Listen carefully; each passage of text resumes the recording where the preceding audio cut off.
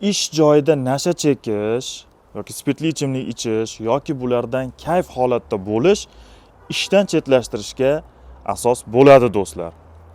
Qarang, o'zi ishdan chetlashtirish degan tushuncha bor, ishdan bo'shatish degan tushuncha bor. Bu ishdan chetlashtirish vaqtincha bo'ladi bu narsa. Mehnat kodeksining 151-moddasida yozilganki, shu alkogol yoki giyohvand vositalar ta'sirida bo'lsa, bu xodim ishdan chetlashtiriladi degan. Bu davr uchun ish haqi to'lanmaydi va bunday holat bartaraf etilganidan keyin, ya'ni kayf tarqagandan keyin, ertasi kuni, indini kuni keyin ish joyiga qo'yilsa bo'ladi deb belgilangan mehnat qonunchiligi qoidalari bo'yicha. Endi ishdan bo'shatishchi deb so'rashadi. Bo'lishi mumkin, ishdan bo'shatilishi ham mumkin.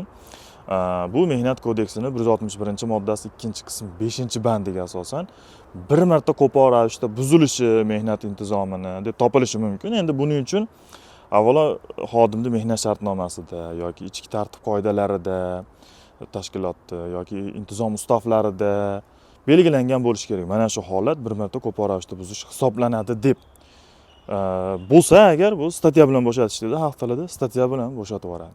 Shuning uchun do'stlar, bunaqa narsalardan chetda yurish kerak. Tinchgina odam o'zini ishini qilish kerak.